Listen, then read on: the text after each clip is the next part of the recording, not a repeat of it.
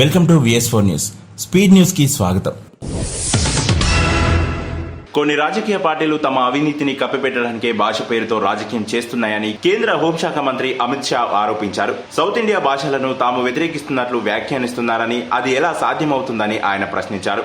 తమిళనాడులో ఎన్డీఏ కూటమి అధికారంలోకి వస్తే మెడిసిన్, ఇంజనీరింగ్ పాఠ్యపుస్తకాలను తమిళ భాషలోకి అనువాదిస్తామని తెలిపారు. కాంగ్రెస్ ప్రభుత్వం పేదలకు చేస్తున్న సంక్షేమాన్ని చూసి బీఆర్ఎస్ ఓర్వలేకపోతుందని మంత్రి సీతక్క విమర్శించారు. కాంగ్రెస్ అంటేనే త్యాగాలకు మారుపేరని తెలిపారు. బీఆర్ఎస్ రాష్ట్ర పరువు తీసిందని, ఆ పార్టీ డిఎన్ఏలోనే అవినీతి ఉందని విమర్శించారు. కాంగ్రెస్ డిఎన్ఏలో అవినీతి ఉందని శాసన మండలిలో ఎమ్మెల్సీ కవిత చేసిన ఆరోపణలకు మంత్రి ఇలా కౌంటర్ ఇచ్చారు. ఈ నెల 24, 25 తేదీల్లో దేశవ్యాప్తంగా చేపట్టాల్సిన బ్యాంకు ఉద్యోగుల సమ్మెను వాయిదా వేస్తున్నట్లు United forum of bank unions ప్రకటించింది. వారంలో 5 రోజుల పని, అన్ని క్యాలెండర్లలో తగినన్ని నియామకాలు చేపట్టడం వంటి డిమాండ్ల విషయంలో ఇండియన్ బ్యాంక్స్ అసోసియేషన్స్ కేంద్రం నుంచి సానుకూల స్పందన రావడంతో వాయిదా వేస్తున్నట్లు పేర్కొంది. రాష్ట్రంలో అర్ధరాత్రి పిడుగులతో కూడిన వర్షం బీభత్సం సృష్టించింది. హైదరాబాద్ తో సహా ఉత్తర తెలంగాణ జిల్లాలో భారీ వర్షం కురిసింది. దీంతో అనేక ప్రాంతాలు జలమయమయ్యాయి. కొన్ని చోట్ల వడగండ్లు కురవగా పంట నష్టం ఏర్పడింది.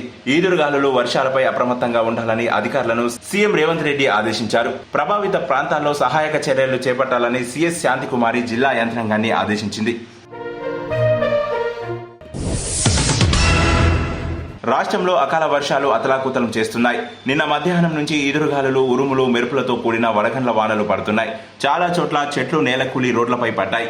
ఇవాళ కూడా బలమైన గాలులతో కూడిన వడగండ్ల వర్షాలు కురుస్తాయని వాతావరణ శాఖ హెచ్చరించింది. దీంతో స్కూళ్లకు సెలవులు ఇవ్వాలని పేరెంట్స్ కోరుతున్నారు. గాలివానలో పిల్లలను పాఠశాలలకు పంపడంపై ఆందోళన చెందుతున్నారు.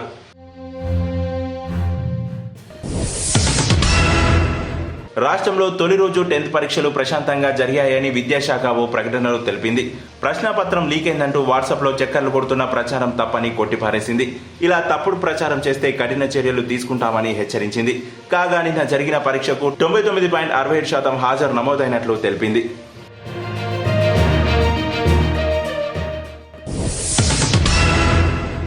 ఆదాయం పెంచుకునేందుకే ఎక్సైజ్ శాఖ కసరత్తు చేస్తుంది. కొత్తగా 70 బార్లను ఏర్పాటు చేయాలని యోచిస్తుంది. అందుకు అనుగుణంగా ఇన్కమ్ ఎక్కువగా వచ్చే ప్రాంతాలపై దృష్టి పెట్టింది. ఇప్పటికే రాష్ట్రంలో 1171 బార్లు ఉండగా వీటిలో సగానికి పైగా హైదరాబాద్, సికింద్రాబాద్ లో ఉన్నాయి. మైక్రో బ్రూవరీల సంఖ్యను పెంచే అవకాశం ఉన్నట్లు సమాచారం.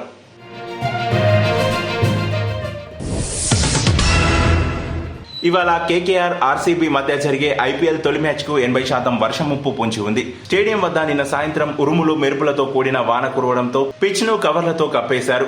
ఆటగాళ్ల ప్రాక్టీస్ కు ఆటంకం ఏర్పడింది. శని, ఆదివారాల్లో నగరంలో వడగండ్ల వానలు పడే అవకాశం ఉందని కోల్కతా వాతావరణ కేంద్రం ఆరెంజ్ అలర్ట్ జారీ చేసింది. దీంతో ఇవాళ మ్యాచ్ జరుగుతుందా లేదా అని అభిమానుల్లో ఆందోళన నెలకొంది.